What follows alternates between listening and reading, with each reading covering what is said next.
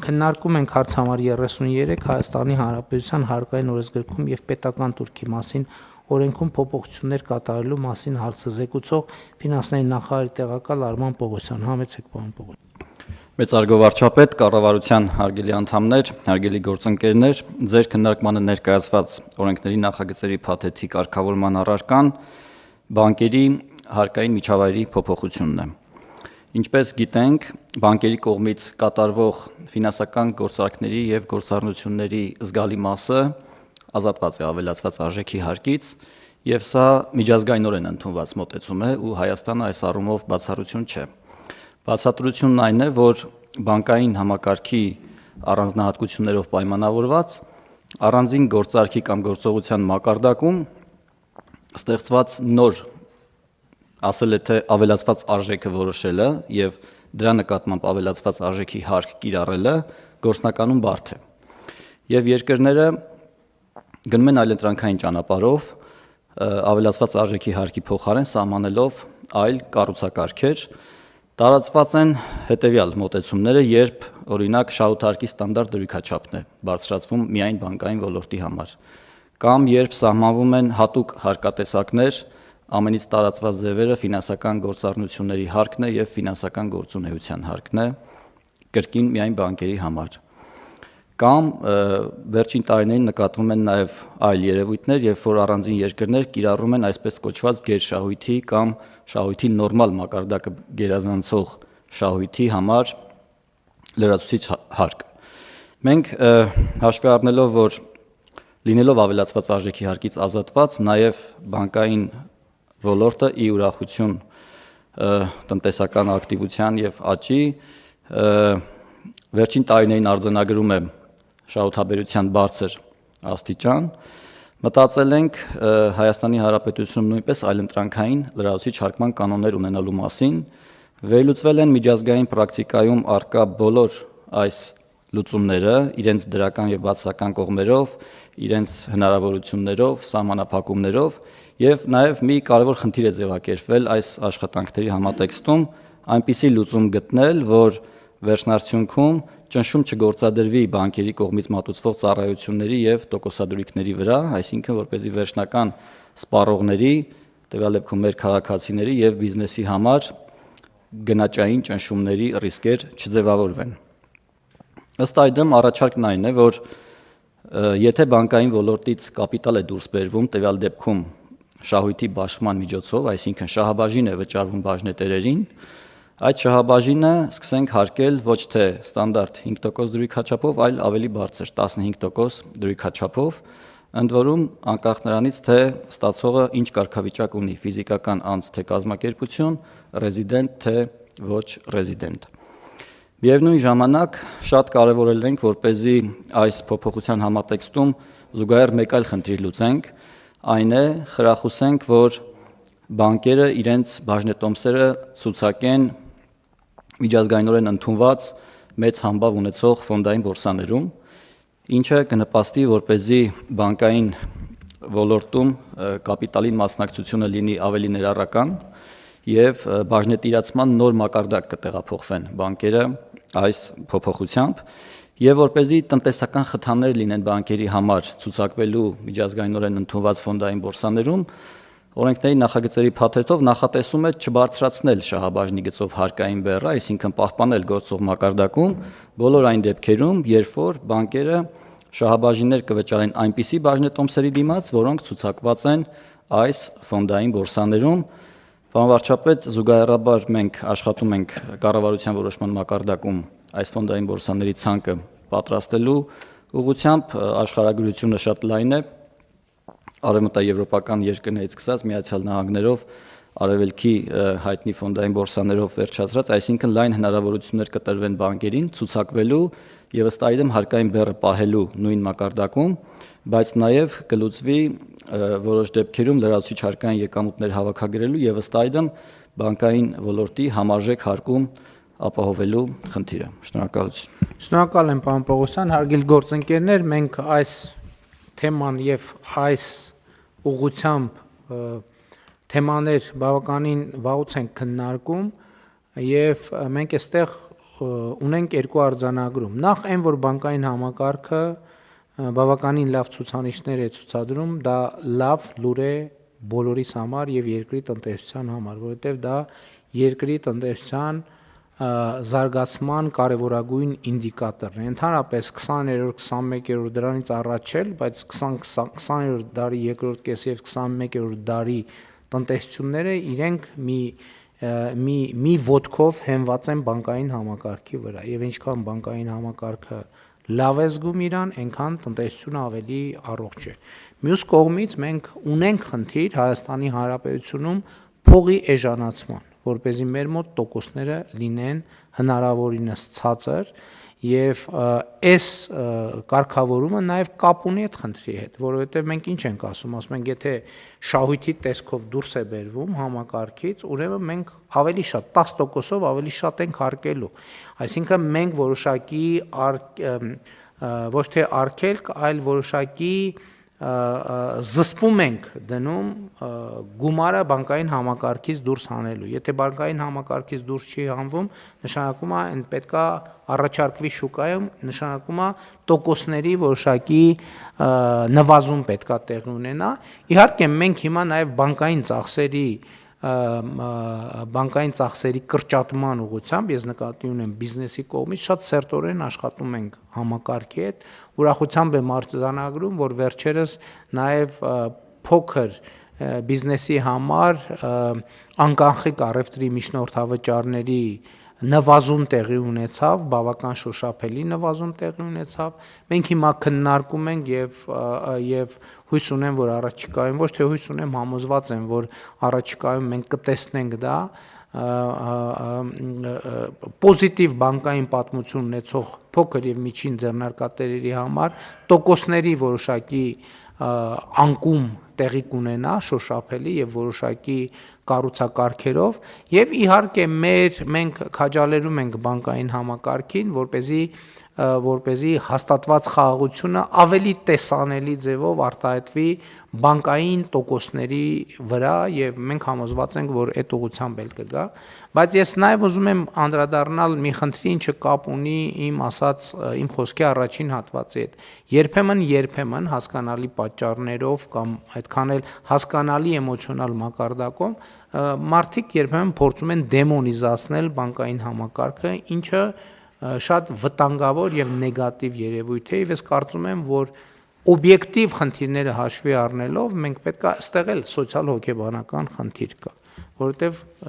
այն դեպքը, որ ես վարկ եմ վերցրել, խնդիրներ ունեմ եւ այլն, դե եկեք մտածենք ինչ ենք անում, շատ հաճախ է պատմում եւ ինքը էմոցիոնալ մակարդակով հասկանալի է, բայց ես ուզում եմ բոլոր այս դեպքերում մարդիկ մենք բոլորս այդ հարցին նայենք անձնական տրամաբանության մեջ։ A մարդը B մարդուց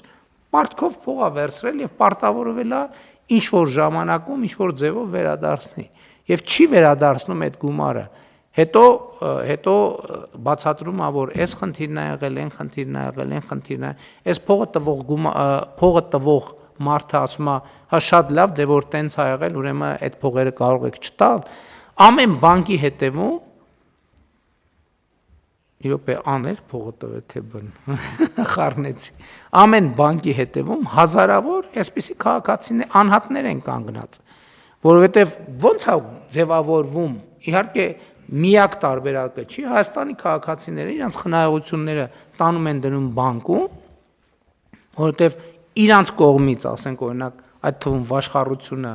անօրինական գործունեությունը համար տանից են բանկում, ասում են դու մարդկանց բաժանի մեր փողը, տոկոսներ ստացի եւ մեր գումարը, այսինքն ավանդներ ունեն, չէ՞ մարդիկ բանկերում։ Ես նկատի ունեմ, այս հարաբերությունը նույնն է։ Այլ բան, որ մենք պետքա մաքսիմալ արդար, ճիշտ շուկայական տրամաբանությամբ հիմնավորված համակարգ ունենանք եւ մենք պետք է ապահովենք, որպեսզի մարդը եւ ընկերությունները փող ձեռք բերելու այլընտրանքային մեխանիզմներ ունենան, անհատի դեպքում դա իհարկե բանկն է լինելու, ուրիշ տարբերակ չկա, բայց ընկերությունների դեպքում, երբ որ կապիտալի շուկան մենք բավարար մակարդակի հասցնենք, ընկերությունների մի մասը սկսի գումար ձեռք բերել այդ տեղից եւ այստեղ էլ տոկոսների անկում կունենանք մենք բանկերի, որովհետեւ բանկերը ավելի մեծ շահագրգռություն կունենան, այդ թվում անհատներին ավելի էժան եւ մատչելի եւ գրավիչ սպառողական վարկել եւ ոչ միայն սպառողական վարկել։ Այսինքն ընդհանուր տրամաբանությունը է սա, որովհետեւ բայց մենք օրինակ ես հիշում եմ 2018 թվականից մենք այդ խոսակցությունը ունեցել ենք, ասել ենք Հայաստանում օրինակ 24%-ով վարկ, որը վարկ կամ վճարում, ինչա վարկ, հա, պետքա չլինի։ Բայց մենք այդ թեմայով քննարկումներ ենք ունեցել եւ տեսել ենք, որ մարդիկ կան, որոնց պետք է այդ գումարները, այսինքն լինում է, որ 3 օրով են վերցնում, 10 օրով են վերցնում, 2 շաբաթով են վերցնում եւ շատ դեպքերում, այսինքն շուկայում այդ հնարավորությունը բացառել, ընդ որում այսպիսի բան հիմնականում լինում էր ֆինանսական կազմակերպություններում եւ այս գործիքներից օգտվում էին այն մարդիկ, ովքեր բանկային համակարգում արդեն խնդիրներ ունեն։ Եվ այնպես չի, որ ով որ գնում այս վերցնում, այս 24%-անոց կամ 20%-անոց վարկը ինքը վերջ արդեն իր կյանքը ավարտվում, ընդհակառակը կան մարդիկ, որ այս հնարավորությունից օգտվում են եւ իրենց իրադրությունից ելքա բացվում դրանով, որովհետև էլի եմ ասում, երբեմն այդ վարկերը լինում են այդ տոկոսով շատ կարճ ժամկետով, 3 օրով, մի շաբաթով, 10 օրով, 15 օրով, մի ամսով եւ այդպես շարունակ։ Այնպես որ, բայց այս աշխատանքը եւ այստեղ իմիջիալույց ես կարծում եմ բանկային համակարգն էլ ինքը պետք է ակտիվ լինի, ակտիվ կոմունիկացնի ինքը ինչ է իրենից ինչ է ներկայացնում, որովհետև այո, մեր տնտեսությունը այսօր շատ լավ վիճակի է հասել եւ մեզ պետք է ընդհանրապես կոմունիկացիան շատ կարեւոր է, որպեսզի մարդիկ հասկանան ինչի մասին է խոսքը եւ ինչ համակարգերը ինչպես են աշխատում եւ մյուս կողմից կենտրոնական բանկը եւ մեր պետական մարմինները իրենց վերահսկողական գործիքներով պետք է ամեն ինչ անեն, որպեսզի մաքսիմալ արդար լինի այդ խնդիրները, որ նաեւ մարդիկ հասկանան, թե իրանք ինչի հետ գործ ունեն։ Այդ բանկային պայմանագրերի արդեն լեգենդար պատմությունը, որ մեզ մոտ չի մենակ, ամբողջ աշխարհում է։ Մարդը երբ որ փող է պետք, ինքը չի կարդում ինչա գրած։ Կամ երբեմն կարդում այդ միշտ չի, որ կարելի է հասկանալ, թե ինչա գրած։ Այսինքն sense խնդիրներ կան, կարծում եմ, որ կենտրոնական բանկը տեղ ավելի ակտիվ պետք է քաջալերի բանկերին, որպեսզի ակտիվ կոմունիկացնեն, պատմեն իրանց մասին ընդհանրապես ինչա։ Բայց մյուս կողմից իհարկե նաև այդ մենք պիտի ուշադիր լինենք, որպեսզի նաև հարկային համակարգը ճիշտ լինի բանկերի նկատմամբ։ Մենք օրինակ նախկինում տարբեր տարբերակներ քննարկել ենք, բայց միշտ եկել ենք այն եզրակացության, որ մեկը անուղղակի ձևով ազդելու է մարդկանց վրա, որովհետև տոկոսներն են բարձրանալու դրա արդյունքում, միջնորդավճարներն են բարձրանալու, ծառայությունների գներն են բարձրանալու, եւ մենք հիմա եկել ենք մի որոշման, որը մեր կարծիքով ոչ միայն պիտի չթանկացնի ծառայությունները, այլև ընդհակառակը պիտի նպաստի, որ տոկոսների որոշակի նվազում տեղի ունենա եւ կարծում եմ, որ երկար քննարկված նախագիծ եւ որոշումը ինքը պետք է իրոք պոզիտիվ էֆեկտներ ունենա։ Կան լրացուցիչ դիրարկում, համեցեք բան խաչ։ Պարոն վարչապետ, իհարկե շատ բաներ կա ասելու, փորձեմ հակիրճ լինել անդրադառնալով ձեր բարձրացված հարցերին, նախագծի վերաբերյալ հարկվելու է շահութահարկը այն դեպքում, երբ որ ցուցակված չի, մենք ենթադրում ենք, որ Հայաստանի ֆոնդային բորսան էլ կլինի այն հարթակներից մեկը, որ ցուցակելու պարագայում եւ հասանելիություն տալու, որ քաղաքացիները, կենսաթոշակային ֆոնդերը ունենան ներդրում այդ բանկերում, որոնք ունեն շահույթներ, որոնք կլինեն նաեւ քաղաքացիների համար ներդրման գրավիչ ուղի։ Վերջին 4 տարվա վիճակագրության տեսանկյունից բանկերը մոտ 65%-ը վերաներդրել են էլի կապիտալում։ Ամեն դեպքում բանկերը այդ վարկագիծը միշտ դրսևորում, որտեղ իրենց անընդհատ կապիտալ է պետք հետագա զարգացման համար, վարկավորում իրականացնելու համար, սա այդ խթաններից եւս մեկն է, որ կշարունակի նույն ռեժիմով հարկվել բանկը, եթե վերաներդնի մեծ մասը իր գումարների կամ ցուցակված լինի։ Մի քանի կարևոր հանգամանք նաեւ վերջին 4 տարիների շահույթների ավելացման հետ կապված մենք տեսնում ենք նաև էական աճ ոչ ռեզիդենտների հետ գործարքների մասը էականորեն աճել է այդ շահույթների մեջ։ Հայաստանի ֆինանսական համակարգը ինչ որ առումով դարել է նաև ծառայություններ արտահանող ճյուղ ու նման այդպեսին լինելու համար մենք պետք է ունենանք վստահելի ֆինանսական համակարգ, կայուն ֆինանսական համակարգ ու բանկերի լավ կապիտալացվածությունը շատ կարևոր է ու մենք նաև նայել ենք այս նախագծին ֆինանսական կայունության պրիզմայով, որ սա չի խոչընդոտում ընդհանրապես բանկերի ֆինանսական կայունությանը եւ ինչպես ճիշտ նշեցիք, ամեն դեպքում ավանդատուների փողերի միջնորդություն են իրականացնում բանկերը, ավանդների տոկոսներ են վճարում ու ավանդների ծավալները շարունակում են էականորեն աճել, խնայողությունների մակարդակը մեր երկրում էականորեն աճել ու խնայողությունների հիմնական ուղղությունը այս պահին դեռևս բանկային համակարգն է մնում, իհարկե մենք նպատակներ ունենք, որ կապիտալի շուկան ել ավելի կարևոր դեր այստեղ ստանձնի տոկոսադրույքների վերաբերյալ կենտրոնական բանկը մի քանի գործողություններ ռեգուլյատիվ իրականացրել է փոքր միջին ձեռնարկությունների կարգավորման տեսանկյունից, որպեսզի բանկերը հնարավորություն ունենան այդտեղ իրենց համար հնարավորություն է բացվել տոկոսադրույքներ իջեցնելու, մենք այդպիսի սպասումներ ունենք առաջիկա ամիսներին,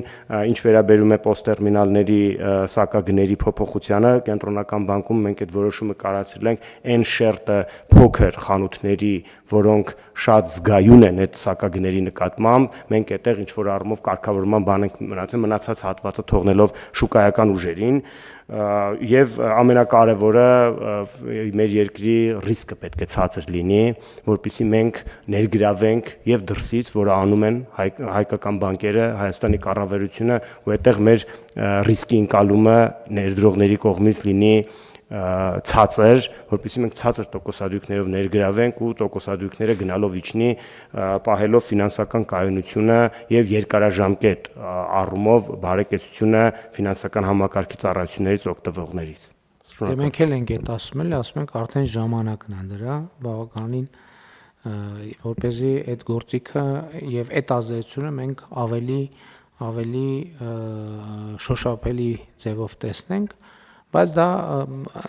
ինքը հանգիստ հանդարտ մոտեցում ասիրում եւ process-ները համոզված եմ իրենք բնական ճանապարհով, այստեղ արհեստական որևէ բան անելու ոչ կարիք կա, ոչ ցանկություն, ոչ անհրաժեշտություն եւ process-ները կգնան հենց այդ տրամաբանությամբ։ Հարցը դրվում է քվեարկության, ովքեր են դեմ որոշման ընդունմանը, դեմ չկա, որոշումն ընդունված է։